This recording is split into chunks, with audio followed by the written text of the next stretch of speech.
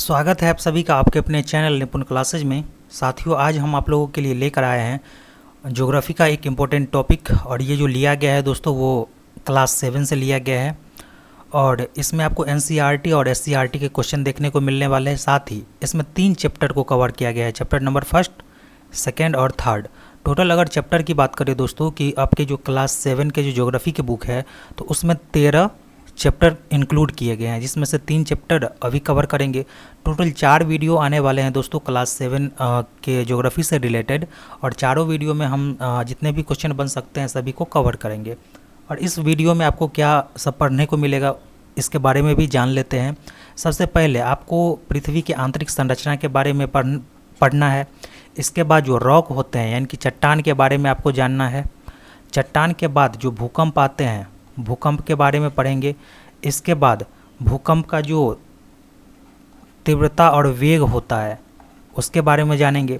और जो भूकंपीय जोन होता है दोस्तों, तो उसके बारे में इन सभी को मैप के जरिए पढ़ने का और जानने का प्रयास करेंगे। तो चलिए वीडियो को स्टार्ट करते हैं। यहाँ पर देख सकते हैं दोस्तों, ये अर्थ का इंटरनल एक स्ट्रक्चर है, आंतरिक संरचना है। ये अर्थ का आंतरिक संरचना है। अगर आपसे पूछे कि पृथ्वी के आंतरिक संरचना को कितने भाग में बांटा गया है, तो आप यहाँ पर देख सकते हैं दोस्तों, यहाँ पर मेंटल लिखा हुआ है, यहाँ पर कोर है, क्रस्ट, मेंटल और कोर। पृथ्वी की आंतरिक संरचना ये होती है क्रस्ट, मेंटल और कोर। इसको हिंदी में अगर आप याद रखना चाहे तो सियाल, सीमा और नीफे बोलते हैं। ठीक है, ये दोनों एक ही नाम है। अगर बात करें दोस्तों क्रस्ट या फिर सियाल की, तो ये वाला पार्ट आपको दिख रहा होगा दोस्तों, ये वाला पार्ट, ये हमारा क्या है, क्रस्ट है, जिसको हम सियाल बोलते हैं। अगर आपसे पूछे कि ये जो क्रस्ट है या फिर सियाल है, इसमें किस तत्व की प्रधानता है, कौन से तत्व पाए जाते हैं, तो यहाँ पर देखिए दोस्तों, सियाल है।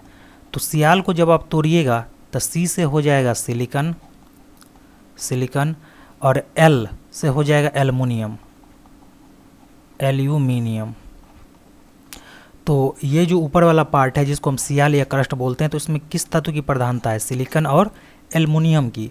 इसके नीचे वाला पार्ट आपको ये दिख रहा होगा, इसको बोलते हैं दोस्तों मेंटल या फिर सीमा। तो सीमा को जब आप देखेंगे,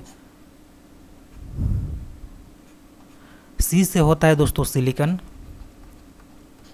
और M for magnesium, M for magnesium. तो सीमा जो लेयर है यानी कि मेंटल, तो मेंटल में कौन से एलिमेंट, कौन से तत्व पाए जाएंगे, तो सिलिकन पाए जाएंगे और मैग्नीशियम। याद रखने का सिंपल फार्मूला है दोस्तों कि सीमा है तो सी से सिलिकन और मा से हो गया मैग्नीशियम। ठीक है।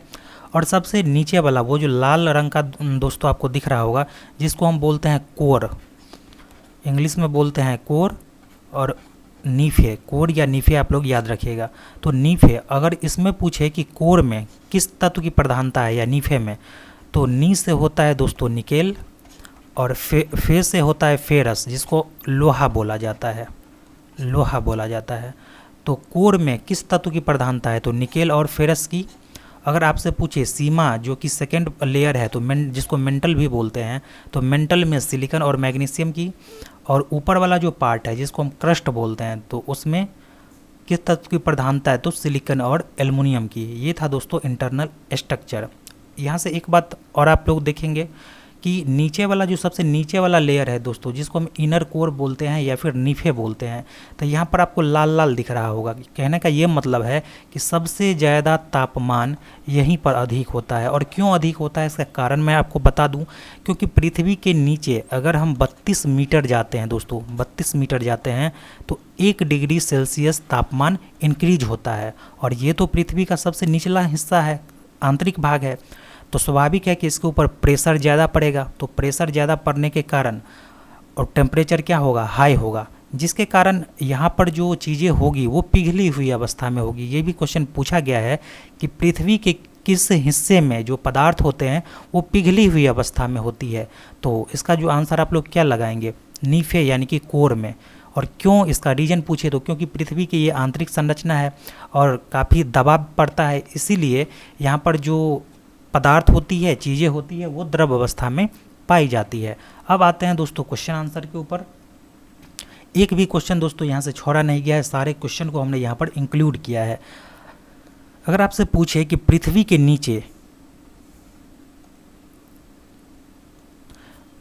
नीचे क्या क्या पाया जाता है, तो पानी पाया जाता है, मिट्टी, कोयला, हीरा, सोना, चांदी, एल्युमिनियम और लोहा, ये तमाम चीज़ें पाई जाती है पृथ्वी के नीचे। खनिज तेल के बारे में पूछे दोस्तों, आप लोग पेट्रोल डीजल का नाम सुने होंगे, पेट्रोल डीजल, ये दोनों चीज़ मिलता है पेट्रोलियम से। और पेट्रोलियम क्या है, एक प्रकार का खनिज है। और ये खनिज कहाँ पाया जाता है, तो ज़मीन के नीचे चट्टान को खोद कर निकाला जाता है दोस्तों पेट्रोलियम को। चट्टान को खोद कर यानी कि ड्रिलिंग करके पेट्रोलियम निकाला जाता है। और पेट्रोलियम को जब शुद्ध किया जाता है तो पेट्रोल, डीजल, इसके अलावा वैक्स मिलते हैं, वैक्स, मोम, ये सब हमको प्राप्त होते हैं। तो खनिज तेल के बारे में पूछा गया है, तो ज़मीन के नीचे कुएँ खोद कर, जैसे चापाकल दोस्तों अपने लोग गड़वाते हैं पानी के लिए, तो ठीक वही प्रोसेस होता है खनिज तेल निकालने का यानी पेट्रोलियम निकालने का। ज़मीन के नीचे कुएँ खोदकर खनिज तेल निकाला जाता है। इन खनिज तेल को साफ़ करने पर हमें पेट्रोल, डीजल, वैक्स, मोम आदि मिलती है। नेक्स्ट है कि पृथ्वी के नीचे जाने पर क्या क्या होता है, तो दाब और ताप दोनों बढ़ता है। और यही रीज़न है दोस्तों कि यहाँ पर जो भी चीज़ पिघली हुई अवस्था में होती है, क्यों होती है, क्योंकि ये पृथ्वी की सबसे निचला भाग है और निचला भाग में क्या होगा, ताप और दाब दोनों अधिक होगा, जिसके कारण जो भी चीज़ यहाँ पर पाई जाएगी द्रव अवस्था में पाई जाएगी। पृथ्वी को कितने परत में बांटा गया है, अब ये पढ़े हैं क्रस्ट, मेंटल और क्रोड, जिसको हिंदी में सियाल, सीमा और नीफे बोलते हैं। दोनों नाम आप याद रखिएगा दोस्तों, सियाल, सीमा और नीफे, क्योंकि सियाल, सीमा, नीफे से आपको तत्व के बारे में पता चलेगा कि किस परत में कौन सा तत्व पाया जाता है, इससे आप आसानी से पता कर सकते हैं। पृथ्वी के ऊपरी हिस्से को क्या कहा जाता है, सियाल या भूपरपट्टी या भूपटल, ये तीनों चीज़ कह सकते हैं, सियाल, भूपरपट्टी या फिर भूपटल या फिर क्रस्ट। पृथ्वी का जो ऊपरी हिस्सा है इसको ये सब बोला जाता है। सियाल में कौन कौन से तत्व पाए जाते हैं, अब ये बताएं कि सियाल, सी से सिलिका और एल से एल्युमिनियम, तो सिलिका और एल्युमिनियम पाया जाएगा दोस्तों सियाल के भीतर। पृथ्वी के किस हिस्से में पाइप डालकर पानी खींचते हैं या फिर कोयला, सोना, हीरा आदि निकालते हैं, तो सियाल में जो पानी निकलता है दोस्तों चापाकल के माध्यम से, वो किस लेयर से निकलता है, तो सियाल से निकलता है। पृथ्वी में कितना अंदर जाने पर 1 डिग्री सेल्सियस बढ़ता है टेम्परेचर, तो 32 मीटर जब हम पृथ्वी के अंदर जाएंगे तो 1 डिग्री सेल्सियस बढ़ेगा। पृथ्वी के बीच की परत देखिए, एक तो सियाल हो गया, सीमा और नीफे, जब आप इसको एक क्रम में लगाइएगा दोस्तों तो बीच में क्या आएगा, सीमा आएगा। तो पृथ्वी के बीच की परत को क्या कहते हैं, सीमा कहते हैं। सीमा में किस तत्व की प्रधानता है, सी से सिलिका, एम से मैग्नीशियम, तो सिलिका और मैग्नीशियम की प्रधानता है। सीमा को और किस नाम से जानते हैं, तो मेंटल के नाम से जानते हैं। ज्वालामुखी का लावा पृथ्वी के किस परत से निकलता है, मेंटल से निकलता है। पृथ्वी से सबसे निचले परत को क्या कहते हैं, पृथ्वी से नहीं होगा दोस्तों, यहाँ पर के होगा। पृथ्वी के सबसे निचले परत को क्या कहते हैं, तो क्रोड या नीफे कहते हैं। ठीक है, क्रोड या नीफे में पूछे कि कौन से तत्व पाए जाते हैं, तो देखिए नी से होता है निकेल और फे से होता है फेरस, जिसको लोहा बोलते हैं दोस्तों। जब आप केमिस्ट्री पढ़ेंगे तब इसके बारे में जानेंगे, लोहा को फेरस ही क्यों बोलते हैं। तो लोहा और निकेल पाए जाते हैं कहाँ, तो नीफे के अंदर। पृथ्वी के किस परत में दाब और ताप अधिक होगा, नीफे के परत में दाब और ताप अधिक होगा। पृथ्वी के किस परत में चीज़ें यानी कि वस्तुएं, जो भी वस्तु पाए जाएंगी वो द्रव अवस्था में हमको मिलेगी, तो नीफे में, क्योंकि वहाँ पर दाब अधिक होता है, तापमान अधिक होता है। पृथ्वी की आंतरिक संरचना किसके जैसी है, तो नारियल को देखे होइएगा दोस्तों, एक तो ऊपर वाला लेयर, इसके नीचे एक लेयर होता है और इसके नीचे एक सॉफ्ट लेयर होता है जो उजला पार्ट होता है जो अपने लोग खाते हैं। तो या फिर नारियल के जैसे होता है या अंडा के ऊपर भी एक होता है दोस्तों छिलका को जब उतारेंगे तो गुदा वाला पार्ट आएगा और इसके अंदर भी एक हिस्सा होता है। तो 3 पार्ट अंडे में भी होते हैं, नारियल में भी। तो पृथ्वी की जो आंतरिक संरचना है वो किसके जैसी है, नारियल अथवा अंडे जैसी। अगर आपसे पूछे कि पृथ्वी का आकार है पृथ्वी का आकार है? तो याद रखिएगा जियोड है दोस्तों, हम बताए थे पहले भी, ये जियोड है। यहाँ दोस्तों आपका चैप्टर फर्स्ट कंप्लीट हो गया है, चैप्टर फर्स्ट आपका यहाँ पर कंप्लीट हो गया है। चैप्टर सेकंड पर जाएंगे तो ये कलर जो है दोस्तों क्वेश्चन का वो चेंज हो जाएगा।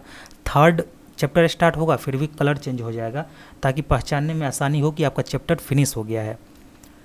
नेक्स्ट है आपका चैप्टर नंबर 2, जिसमें हम पढ़ेंगे चट्टान के बारे में। आप SCERT का बुक उठा के देख सकते हैं, यही टॉपिक है और एक भी क्वेश्चन ऐसा नहीं है जिसको हमने इग्नोर किया है। सारा क्वेश्चन दोस्तों इसमें इंक्लूड किया गया है और इसका जो PDF है वो आपको टेलीग्राम चैनल पर मिल जाएगा। वीडियो अपलोड होने से पहले ही मैं दे देता हूँ, ताकि आप इसे पढ़ेंगे, इसके बाद वीडियो देखेंगे तो ज़्यादा समझ में आएगी। बिहार में भूरे रंग के पत्थर कहाँ से मंगवाए जाते हैं? राजगीर और गया में दोस्तों भूरे रंग के पत्थर होते हैं और वो यहीं से मंगाए जाते हैं बिहार के अन्य हिस्सों में। जो पत्थर पहाड़ों के चट्टानों को काट कर निकालते हैं वह किस रंग का होता है? तो भूरा और स्लेटी रंग का होता है। चट्टान कितने प्रकार के? आग्नेय, अवसादी, रूपांतरित। अब ये जो चट्टान है वो इम्पोर्टेंट है दोस्तों। आग्नेय चट्टान किसको बोलते हैं? आग्नेय चट्टान के उदाहरण क्या सब हो सकते हैं? अवसादी चट्टान, रूपांतरित चट्टान, सबको डिटेल में लिखा गया है। आग्नेय चट्टान कैसे बनता है? पिघला हुआ पदार्थ पृथ्वी के अंदर से धरातल पर आने के क्रम में धरातल से निकलकर या धरातल के ऊपर जम जाता है। इन दोनों अवस्था के फलस्वरूप जो ठोस पदार्थ बनता है उसे आग्नेय चट्टान कहते हैं। चट्टान जो होता है दोस्तों वो ठोस रूप में होता है, ठीक है। रवा, जिसको हम इंग्लिश में क्रिस्टल बोलते हैं, किस चट्टान में पाया जाता है? तो आग्नेय चट्टान में रवा पाया जाता है। अगर आपसे पूछे कि रवा का जो साइज होगा यानी क्रिस्टल का जो साइज होगा वो किस पर निर्भर करेगा? तो जमने के समय पर, वो कितना समय ले रहा है जमने में। आग्नेय चट्टान के उदाहरण यानी कि नाम पूछे गए हैं, ये इंपॉर्टेंट है, आपको दे देगा कि ग्रेनाइट किस प्रकार की चट्टान है। यहाँ पर चट्टान का नाम दे देगा आग्नेय, अवसादी, कायांतरित, रूपांतरित। आपको बताना है कि करेक्ट आंसर क्या होगा। तो ये याद रखिएगा कि आग्नेय चट्टान ग्रेनाइट, बेसाल्ट और ऑब्सीडियन, ये आग्नेय चट्टान के उदाहरण है। अवसादी चट्टान के बारे में पूछा गया कि ये कैसे बनता है? तो ये चट्टान अवसाद या तलछट के जमाव से बनता है। कौन सी चट्टान 2 अवस्था में बनती है? तो अवसादी चट्टान ऐसा चट्टान है जो 2 अवस्था में, एक तो पानी के अंदर बनता है और एक पानी के बाहर जमीन पर बनता है। चूना पत्थर किस चट्टान का उदाहरण है? तो अवसादी चट्टान का उदाहरण है दोस्तों चूना पत्थर। अवसादी चट्टान के उदाहरण के बारे में पूछे तो बालू पत्थर और सेल अवसादी चट्टान के उदाहरण है। अगर रूपांतरित चट्टान के बारे में पूछे, रूपांतरित का मतलब क्या हो गया दोस्तों? अपना रूप चेंज कर लेना। जब आग्नेय चट्टान में ताप और दाब के दोनों के कारण इसके स्वरूप और गुण में बदलाव आ जाता है तो उसे हम रूपांतरित चट्टान कहते हैं। जब आग्नेय चट्टान दोस्तों ताप और दाब के कारण अपना गुण बदल ले तो उसे हम रूपांतरित चट्टान कहते हैं। जैसे संगमरमर हो गया, नाइस या नीस बोलते हैं, तो ये सभी रूपांतरित चट्टान के उदाहरण हैं। नेक्स्ट है जीवाश्म क्या है? चट्टान के बीच पौधे, जानवर या कई जीवाणु दब जाते हैं और दबे दबे सैकड़ों हजारों वर्षों में ठोस पत्थर के रूप में बदल जाते हैं। इन अवशेषों को ही हम जीवाश्म कहते हैं। दोस्तों जीवाश्म कैसे बनता है? ऐसा माना जाता है कि आज से लाखों वर्ष, मिलियन बिलियन वर्ष पहले प्राकृतिक आपदा आई थी जिससे जीव जंतु पृथ्वी के नीचे दब गए थे। और पृथ्वी के नीचे जब दबेंगे तो क्या होगा? ना तो ऑक्सीजन मिलेगा और वहाँ पर टेम्परेचर अधिक हो जाएगा, प्रेशर अधिक हो जाएगा, जिसके कारण सर गल के वो ठोस पत्थर का रूप धारण कर लेते हैं, जिसे हम जीवाश्म कहते हैं। संगमरमर किस प्रकार की चट्टान है? तो रूपांतरित चट्टान है। सिलबट्टा या सिलौट जो घर में दोस्तों यूज होता है मसाला पीसने के लिए, वो किस प्रकार का चट्टान है? अवसादी चट्टान है। खनिज कहाँ पाए जाते हैं? तो चट्टान में पाए जाते हैं, फर्स्ट में ही बताए थे। खनिज को रत्न गर्भ क्यों कहा जाता है? खनिज भूगर्भ यानी कि पृथ्वी के भीतर से निकलते हैं, इसीलिए खनिज को रत्न गर्भ कहते हैं। धात्विक खनिज के बारे में पूछा गया है कि खनिज के बारे में पूछा गया है कि कितने प्रकार के होते हैं? तो 2 प्रकार के खनिज होते हैं, एक तो धात्विक होते हैं और एक अधात्विक होते हैं।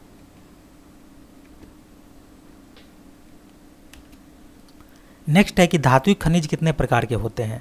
2 प्रकार के ये भी होते हैं, एक तो लौहयुक्त और एक अलौहयुक्त। लौहयुक्त का मतलब जिस खनिज में लोहे की प्रधानता हो तो लौहयुक्त, और जिस खनिज में लोहे की प्रधानता न हो तो ये हो जाएगा अलौहयुक्त। अधात्विक खनिज कितने प्रकार के थे? ये भी 2 प्रकार के, कार्बनिक और अकार्बनिक। अब लौहयुक्त क्या होगा, अलौहयुक्त क्या होगा, कार्बनिक क्या होगा, अकार्बनिक क्या होगा, देखते हैं। लौहयुक्त खनिज में दोस्तों लोहा आते हैं, निकेल आते हैं, कोबाल्ट, मैग्नीज, टंगस्टन, ये सभी आते हैं लौहयुक्त खनिज में। और अलौहयुक्त में जिसमें लोहा की प्रधानता न हो, क्या शीशा में लोहा पाया जाता है? नहीं। इसके बाद जो जस्ता होता है दोस्तों, जिंक, इसमें भी लोहा नहीं होता है। सोना, चांदी, टीन, तांबा, इसमें लोहे की प्रधानता नहीं होती है। तो ये सब अलौहयुक्त खनिज में आ जाएंगे। अगर पूछे कि कार्बनिक खनिज में क्या होता है, तो कोयला और पेट्रोलियम जो है दोस्तों वो क्या हो जाएगा? कार्बनिक खनिज हो जाएगा। और अकार्बनिक खनिज क्या होते हैं? तो अभ्रक होते हैं और ग्रेफाइट होते हैं अकार्बनिक खनिज। अब यहाँ से दोस्तों आपका चैप्टर फिनिश हो गया, सेकेंड चैप्टर जो चट्टान से रिलेटेड है, यानी कि यहाँ पर सेकेंड चैप्टर आपका कंप्लीट हो गया। फिर आपका जो है सो नेक्स्ट चैप्टर जो भूकंप से रिलेटेड है, जो आपके बीच आपके क्वेश्चन आपको दिख जाएंगे। यहाँ पर कुछ मैप लिए गए हैं। सबसे पहला क्वेश्चन है कि प्लेट किसे कहते हैं? प्लेट दोस्तों, पृथ्वी के भीतर कई प्लेट है जिसको बड़े प्लेट और छोटे प्लेट में डिवाइड किया गया है। तो 7 बड़े प्लेट है, और ये जो प्लेट होता है ना वो गतिशील रहते हैं। प्लेट क्या होता है? गतिशील रहते हैं। जब दो प्लेट आपस में गतिशील होने के कारण आपस में जब टकराते हैं तो पृथ्वी के भीतर कंपन उत्पन्न होता है, जिसको हम क्या बोलते हैं? भूकंप बोलते हैं। भूपर्पट्टी में विभिन्न प्रकार की छोटी एवं बड़ी किंतु कठोर संरचना होती है, जिसे हम प्लेट कहते हैं। प्लेट क्या होते हैं? तो प्लेट हमेशा गतिशील होते हैं, मोशन में रहते हैं। प्लेट से किसका निर्माण होता है? द्वीप का, महाद्वीप का व महासागर का। भूकंप का प्रभाव क्या होता है? भूकंप से कहीं धरती धंस जाती है तो कहीं ऊपर उभार आ जाते हैं। दोस्तों अभी आप सुने होइएगा कि जो माउंट एवरेस्ट है उसका ऊंचाई पहले इतना था लेकिन अब इतना हो गया है। ऐसा क्यों होता है? जब भूकंप होता है, जब प्लेट आपस में टकराते हैं तो धरती भी कहीं कहीं धंस जाती है और कहीं कहीं क्या होती है तो उभार आ जाता है, और इसी उभार के कारण जो पहाड़ है, शिखर है, तो उसका ऊंचाई बढ़ जाता है। उद्गम केंद्र क्या है? जब भूकंप होता है तो वहाँ पर उद्गम केंद्र होता है। जहाँ भूकंप उत्पन्न होता है या जहाँ से भूकंप की उत्पत्ति होती है तो उसे हम उद्गम केंद्र बोलेंगे। कच्छ एवं भुज में कब भूकंप आया था? दोस्तों आप लोग सीटेट की तैयारी जब कर रहे होंगे तो ये क्वेश्चन बार बार पूछा गया था। 26 जनवरी 2001 का दिन था दोस्तों, झंडोत्तोलन हो रहा था और जोरदार भूकंप आया था। और ये कच्छ और भुज है कहाँ पर? ये गुजरात में है। गुजरात में है और भारत के सबसे पश्चिम में स्थित जगह है कच्छ और भुज। दरभंगा में भीषण भूकंप कब आया था? 1934 ईस्वी में भूकंप देखने को मिला था। अगर आपसे पूछे दोस्तों कि भूकंप की दृष्टि से भारत को कितने जोन में बांटा गया है, तो यहाँ पर देख सकते हैं दोस्तों 5 तक तो लिखा गया है, 1 2 3 4 5 जोन, लेकिन जोन 1 को हटा दिया गया। अब कितने जोन बचे? 4 जोन, लेकिन इसका जो नंबरिंग किया गया है वो 2 से स्टार्ट किया गया है, 2 3 4 5। अब यहाँ पर जो रेड कलर का आपको दिख रहा होगा दोस्तों, ये जो रेड दिख रहा है वो काफ़ी खतरनाक जोन है और ये जोन 5 में आते हैं। भारत का जो भी ये रेड वाला एरिया है वो काफ़ी खतरनाक है। जैसे यहाँ पर देखिएगा जम्मू कश्मीर, हिमाचल प्रदेश, पहाड़ी वाला इलाका हो गया उत्तराखंड। यहाँ पर देखिएगा ये अपना बिहार है तो बिहार के कुछ हिस्सा जो नेपाल से सटे हुए हैं तो वो काफ़ी डेंजरस जोन में रखा गया है। इसके अलावा जो पूर्वी भारत है दोस्तों तो वो भी काफ़ी खतरनाक जोन में, जोन 5 में रखे गए हैं। अगर जोन 4 की बात करें तो जोन 4 में देख सकते हैं दोस्तों ये वाला एरिया है जोन 4 में, जो 5 से कम संवेदनशील है। 3 की बात करें तो ये जो पीला पीला आपको दिख रहा है ये 3 में है, और ये वाला जो कलर है वो आपको जोन 2 में दिखेगा, जिसमें दक्षिण भारत के भी राज्य शामिल है। नेक्स्ट क्वेश्चन देख लेते हैं। यहाँ पर देख सकते हैं दोस्तों स्ट्रक्चर बना हुआ है किसका? तो ये है दोस्तों अर्थक्वेक का, यानी कि भूकंप का। यहाँ पर एक प्लेट ये है और एक प्लेट ये है। जब दोनों प्लेट आपस में टकराते हैं तो यहाँ पर रेड कलर का जो आपको दिख रहा है दोस्तों ये क्या है? वेव है, यानी कि तरंग है। तो जहाँ पर प्लेट आपस में टकराएगा वहाँ पर क्या होगा? तरंग ज़्यादा होगी, लेकिन जैसे जैसे दूर होते जाएगा तरंग कम होती जाएगी और भूकंप से नुकसान कम होगा। ठीक है, नेक्स्ट क्वेश्चन है, भूकंप की तीव्रता किस में मापते हैं? सिस्मोग्राफ में मापते हैं। और आप देखिए एक तो होता है दोस्तों रिक्टर स्केल और एक होता है सिस्मोग्राफ। आप लोग इस स्केल के बारे में पढ़े होइएगा दोस्तों। ये होता है रिक्टर स्केल, ठीक है। और भूकंप की तीव्रता को किस में मापते हैं? तो सिस्मोग्राफ में मापते हैं। भारत को कितने भूकंप क्षेत्र में बांटा गया है? तो भूकंप क्षेत्र में तो दोस्तों 5 क्षेत्र में बांटा गया है, लेकिन एक को क्या किया गया है? एक को हटा दिया गया है। बिहार भूकंप की दृष्टि से किस क्षेत्र में आते हैं? तो 4 और 5 दोनों में, यानी कि जो हिमालय वाला हिस्सा है दोस्तों, यानी कि नेपाल से सटा हुआ जो ज़िला है वो 5 में आते हैं, और बाकी जो ज़िला है वो जोन 4 में आते हैं। अधिकेंद्र क्या होता है, किसे कहते हैं अधिकेंद्र? उद्गम केंद्र, जहाँ से भूकंप की उत्पत्ति होती है, कि भू सतह यानी पृथ्वी पर उसके नज़दीक स्थान, निकटतम स्थान को अधिकेंद्र कहते हैं। नेक्स्ट क्वेश्चन है कि मधुबनी जिला भूकंप के किस जोन में आते हैं? जोन 5 में आते हैं, क्योंकि वो नेपाल से सटा हुआ है दोस्तों। पर्वत के बारे में बताया गया कि पर्वत किसे कहते हैं। पर्वत के लिए कम से कम 900 मीटर की ऊंचाई होनी चाहिए, और नीचे वाला पार्ट चौड़ा और ऊपर वाला पार्ट पतला होना चाहिए। नीचे जो देखिएगा पर्वत का वो आधार जो होता है दोस्तों, बेस, वो चौड़ा होता है, और ये जितना ऊपर जाएगा उतना पतला होते जाएगा, ठीक है। इसको हम शिखर बोलते हैं। पर्वत के प्रकार के बारे में क्लास 6 की ज्योग्राफी में भी बताए थे दोस्तों। वलित पर्वत, भ्रंशोत पर्वत, ज्वालामुखी पर्वत, अवशिष्ट पर्वत, ये सभी पर्वत के उदाहरण है, प्रकार है। वलित पर्वत के उदाहरण हिमालय पर्वत और रॉकी पर्वत, ये वलित पर्वत है। भ्रंशोत पर्वत के बारे में पूछे तो यूरोप का ब्लैक फॉरेस्ट पर्वत और भारत का सतपुरा पर्वत, ये भ्रंशोत पर्वत के उदाहरण है। ज्वालामुखी पर्वत के उदाहरण के बारे में पूछा गया तो जापान का फ्यूजियामा जो पर्वत है वो ज्वालामुखी निर्मित पर्वत है, और अफ्रीका का किलिमंजारो, ये भी क्या है, ज्वालामुखी पर्वत है। अवशिष्ट पर्वत के उदाहरण, एक तो पारसनाथ की पहाड़ी और अरावली पर्वत अवशिष्ट पर्वत के उदाहरण है। तो जो भी उदाहरण है दोस्तों, चाहे चट्टान के बारे में आप पढ़े हैं या फिर पर्वत के बारे में, ये आप जरूर ध्यान रखिएगा, क्योंकि यहीं से दोस्तों क्वेश्चन आएगा कि फ्यूजियामा पर्वत कहाँ है, तो जापान में स्थित है, 4 ऑप्शन आपको दे देगा। किलिमंजारो कहाँ है, ये अफ्रीका में है। तो ये उदाहरण आपको याद रखने हैं कि कहाँ पर ये सभी है। पठार के प्रकार है। पठार 2 प्रकार के, एक तो लावा निर्मित पठार और एक अंतर पर्वतीय पठार होते हैं। सबसे प्रसिद्ध पठार पूछे तो छोटा नागपुर का पठार। बिहार की भूमि कैसी है दोस्तों, तो कहीं कहीं पर ढाल है, लेकिन ज़्यादातर समतल भूमि ही आपको देखने को मिलेगा। गंगा का मैदान किस प्रकार का है, तो सामान्य ढाल और समतल भूमि का है। मैदान किसे कहते हैं, तो मैदान सामान्य ढाल एवं समतल भूमि वाले क्षेत्र को मैदान कहा जाता है। समुद्र तल में वृद्धि होने का कारण क्या है, ग्लोबल वार्मिंग। ग्लोबल वार्मिंग को दोस्तों जान लेते हैं कि ये क्या होता है। हमारी पृथ्वी पर दोस्तों आज दिन प्रतिदिन क्या हो रहा है, वाहनों की संख्या बढ़ रही है, जिससे कार्बन डाइऑक्साइड की मात्रा बढ़ रही है। कार्बन डाइऑक्साइड की मात्रा बढ़ेगी तो क्या होगा, टेम्परेचर अधिक होगा, तापमान बढ़ेगा, और तापमान बढ़ेगा तो क्या होगा, ग्लेशियर, जिससे नदियों में पानी आती है, ग्लेशियर के पिघलने की दर बढ़ेगी। ग्लेशियर अधिक पिघलेगा तो नदी में जो पानी है दोस्तों, नदी में पानी वो भी अधिक मात्रा में आएगा। तो ये सभी रीजन जो होते हैं, तो ये सब क्या कहलाएंगे, ग्लोबल वार्मिंग। ग्लोबल वार्मिंग की ये साइड इफेक्ट है दोस्तों, इसीलिए हमें वाहनों का उपयोग कम से कम करना चाहिए। जो कार्बन डाइऑक्साइड है उसकी मात्रा को कंट्रोल करना चाहिए। ज़्यादा से ज़्यादा मात्रा में पेड़ लगाने चाहिए, पेड़ पौधे लगाने चाहिए। तो ये था दोस्तों आप लोगों का क्लास 7 का चैप्टर 1, 2 और 3 का जो भी इम्पोर्टेंट क्वेश्चन था वो आप लोगों के बीच हम लेके आए हैं। आई होप वीडियो आपको पसंद आई होगी। नेक्स्ट दोस्तों यहाँ पर कुछ क्वेश्चन और है, इसको भी देख लेते हैं। पृथ्वी पर बहुत सारे परिवर्तन होते हैं, क्यों? क्योंकि आंतरिक बल के कारण, जैसे भूकंप आता है, ज्वालामुखी आता है, सुनामी आता है। समुद्र में जो भूकंप आता है ना दोस्तों, जिसे हम सुनामी बोलते हैं, समुद्र में भूकंप आता है जिसको हम क्या बोलते हैं, सुनामी बोलते हैं। यहाँ पर महादेश का नाम लिखा है, एशिया, अफ्रीका, यूरोप, उत्तरी अमेरिका, दक्षिणी अमेरिका, ऑस्ट्रेलिया, अंटार्कटिका। ये आप लोग देख लीजिएगा। इसी के साथ आपका चैप्टर फिनिश हो गया है। आगे चैप्टर नंबर 4, 5, 6 आपको 3 चैप्टर का वीडियो प्रोवाइड करवाया जाएगा, और इसका जो PDF है वो आपको टेलीग्राम चैनल पर मिल जाएगा दोस्तों। टेलीग्राम चैनल का जो लिंक है वो वीडियो के डिस्क्रिप्शन बॉक्स में दिया गया है। तो मिलते हैं एक नए वीडियो के साथ, तब तक के लिए जय हिंद, जय भारत।